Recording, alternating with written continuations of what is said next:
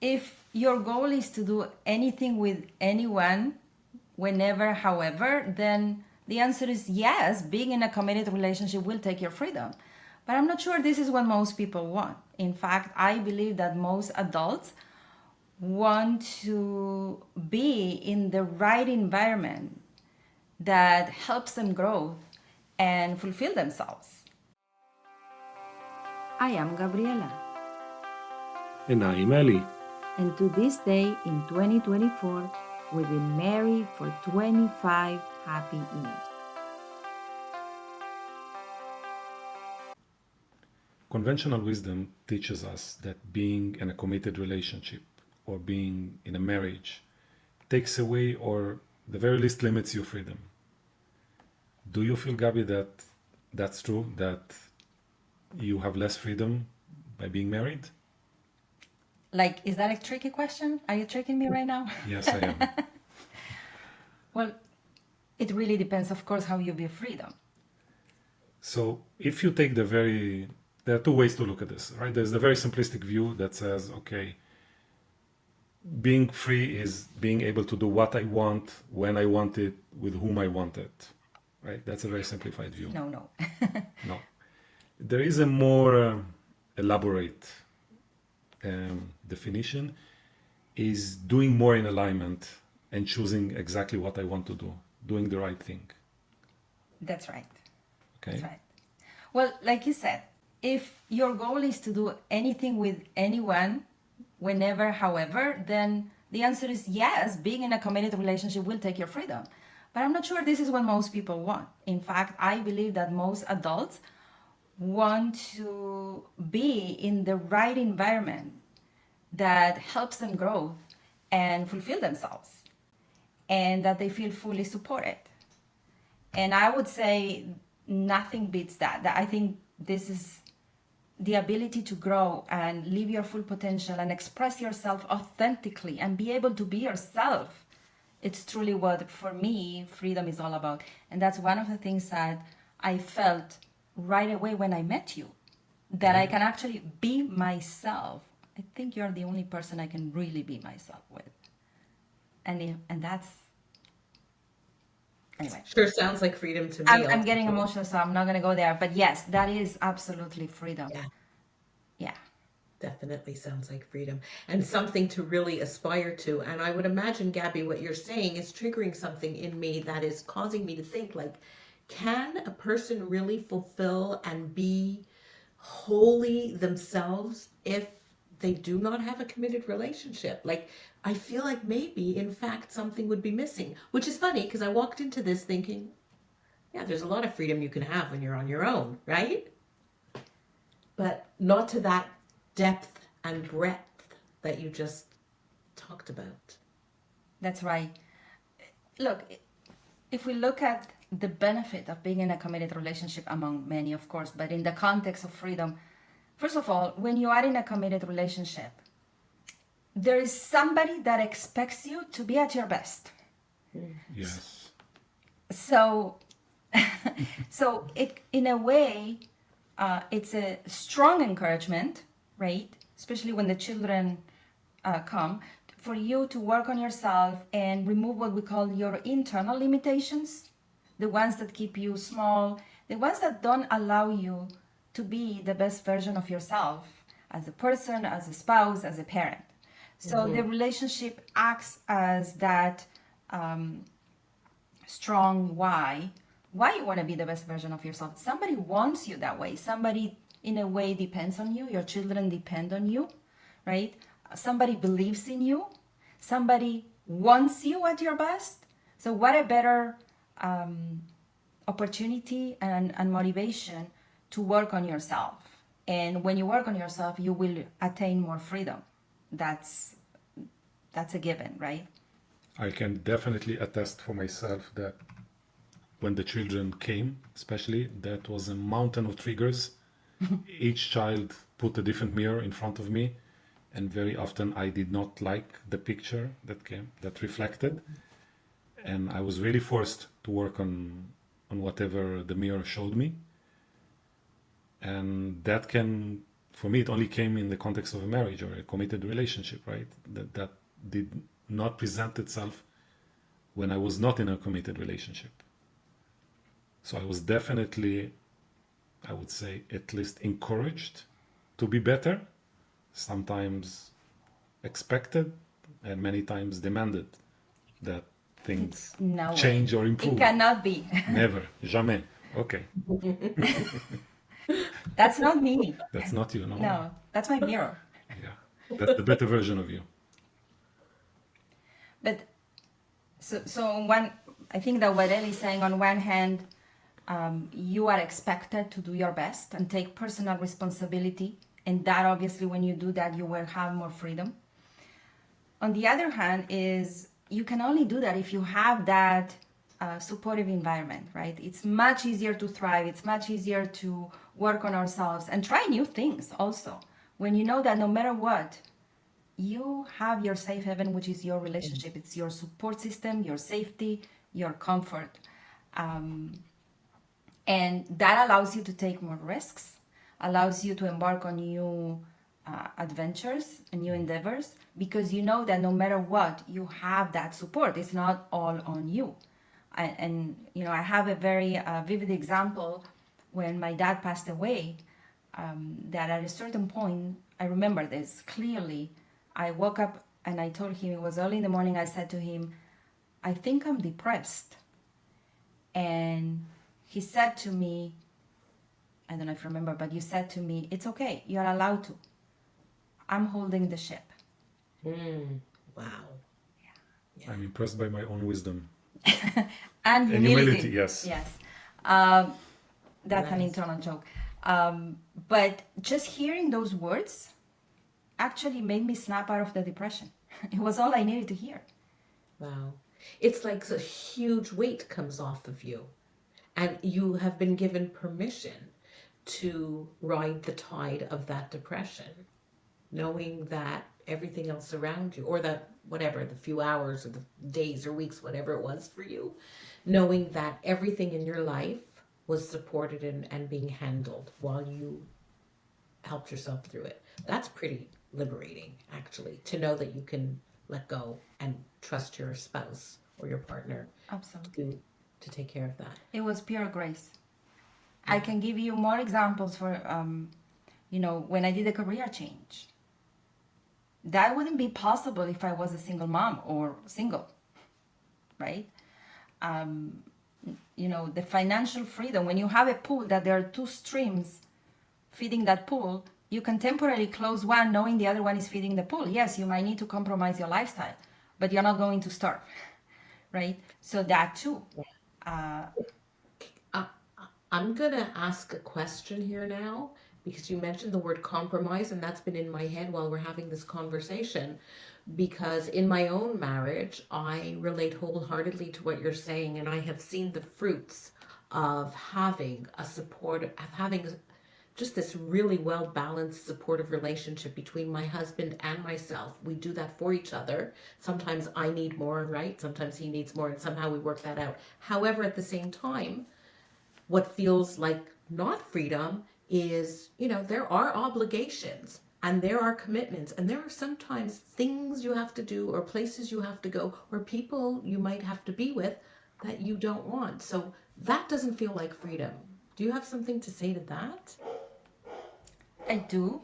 Do you want to say something? Or? Well, who doesn't have obligations, right? Whether you're single or you're married, there is always, you're not alone in this world, right? Either work or family or whatever.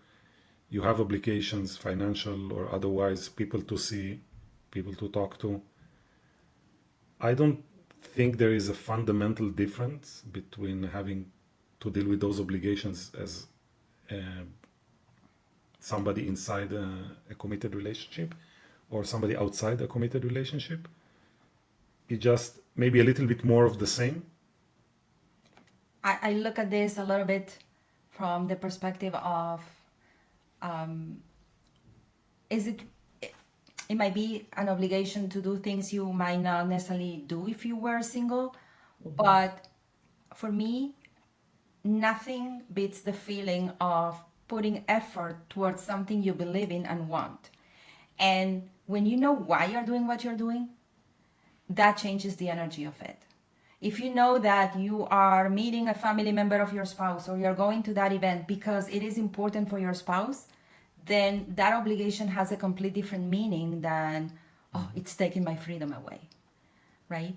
It turns into almost generosity and giving, and that for me is a way to look at it rather than an obligation.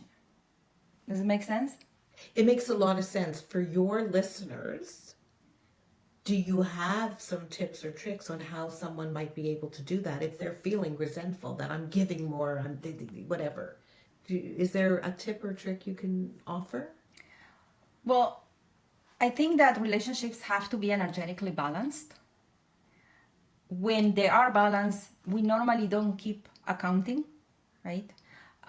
If they are not balanced, then you might become resentful, and that's when you need to, of course, you want to talk to your spouse and bring this up that I feel I'm giving, but I'm not necessarily receiving, right? But we talk about this that when you use generosity as a default, when everybody's saying yes, as long as they're not sacrificing, you know, their well-being, then you don't really need to budget and you don't need to keep accounting because you know that everybody's default is to make the other one feel good, as long as it's within boundaries, of course. If it gets unbalanced, then you are at the risk of becoming resentful, and that's when you need to speak, you need to talk, you need to speak up and say, I don't feel this relationship is energetically balanced. Can we work on this?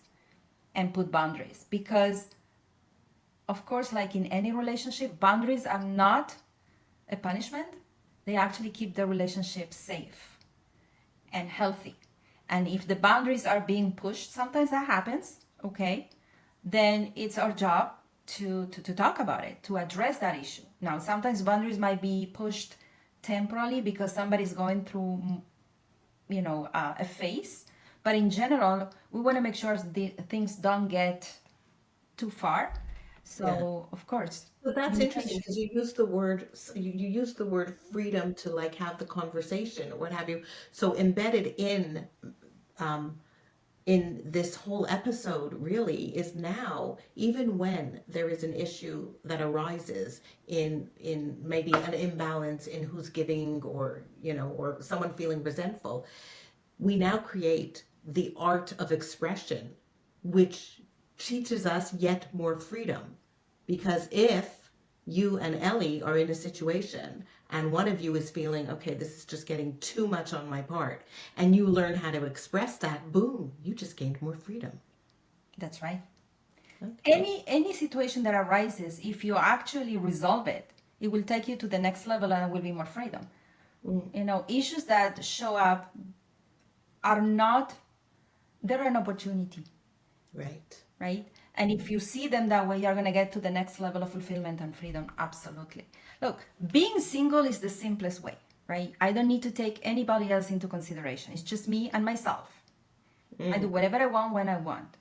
The question is this the better version of yourself? Is this how you're going to look back at your life at the end of your life and say, oh, I have the best life ever? So being single feels natural. It feels within our comfort zone. Being married and doing marriage, which is the act of being active, investing in your relationship, it is supernatural. But at the same time, it gives you superpowers.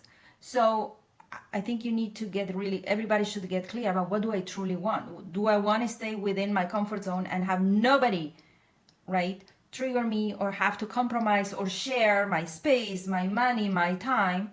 But then I stay within my comfort zone. Is this really what I want? mm. Or do I want to join and become a union, one, with somebody that shares my values, and at the same time we help each other become the best version of ourselves? And that gives you superpowers, or it gives you wings, truly. It's like going to the gym. If you don't lift weights, you don't build muscles. That's a Yeah, nice way of putting absolutely. it. Yes, Because yes. when you are in a committed relationship, you need each other. I don't mean in a bad way. I don't mean to become codependent or needy. I mean that you enter this commitment to build something bigger. You will want to collaborate and use each other's strength. That's the way we need each other. It's like when you have a business. If you want to grow your business and you're self-employed, or you are the only one working on the business, and you want to grow, you're going to be limited. How much can you do, right? You bring a business partner or people to work with you, then you can create more impact. You can create more. So the same principle applies to our relationships. So relationship kind of gives you the safety net. It allocates the resources and the support system to even consider the risks, taking additional actions that otherwise would be inconceivable for you to even put on your map, right? That makes a lot of sense, actually, because if I would imagine myself, I've been married 34 years and I've been with Nick for 41 years. Wow. Right? So it's not even possible for me to imagine life alone. I don't know what that would look like or feel like, but what you just said, Ellie, it's so true. Like, knowing myself the way I think I do, I would have stagnated in many, many areas. And boom, you just gave me such a reflection on that. And I actually really appreciate it. And I appreciate my marriage in this minute more than I did the minute before you said that. Really. I remember one time that the kids were young and he traveled for work. And I got sick. I had 40 Celsius fever. And I was alone with 3 kids. Like, In the middle of the winter with in the middle of minus the 30. winter, my oldest was 8. So I think the little one was 1 or something like that. And I remember feeling completely helpless Right. and thinking, what do I do? I figured out, I also asked, I got help. I asked somebody to stay and I paid that person to stay the next night. But it was the worst feeling. I would imagine. Yeah, scary and trapped. Scary. And you know what? When you combine resources, we don't have the same strengths. We don't operate the same way. And that's wonderful because the children need us in different ways. So sometimes I say, okay, you deal with this, or you did with him or her, because for me it's difficult. So we rely on each other. How wonderful is that variety of skills and strengths and, gifts, Yeah, that if I was alone, no freedom at all. absolutely. You can handle life, because life outside of marriage, home, and family, right? The world, let's face it, is a hard place, right? Like living in the society and all our paying the taxes and running with accountants and bank and whatever comes our way. Now you're not right. You're not on your own. I'm good at this. I'm going to do this, but you're better at that. So you handle that. And you have your whole life together and it's those resources you're talking about. Yeah. But think about how we started the conversation. We started by saying that freedom in a relationship starts with the freedom to be yourself. So of course, that's because your partner accepts you as you are. But also think about it. If I was alone, and let's say I was alone with the kids, I have to be everything. I cannot be myself. I have to be everything they need me to be and different with every child. But Yes. because we are 2 and we are different, it gives me freedom to be more myself and not have to become a chameleon and change myself to be what the children need me to be because there's somebody else who takes a different role. We can divide and conquer. Yeah. Divide and And conquer. I like And it that. sounds like life is easier. Yeah. And So, and to me, ease and freedom are almost synonymous in some ways. Yeah. Wow. You guys have it. You have it figured out, you two? I think that when you start thinking about your spouse as the most important person in your life, you transform your relationship to be, to give you wings, honestly. Beautiful. That's beautiful. That, I hope everyone has a taste of that. I think that's a beautiful point to stop. If you Right. say so. Yeah. So if you don't like this video, let us know, comment, and we'll see you in the next episode. Thank you, Shari. Thank you. Thank you.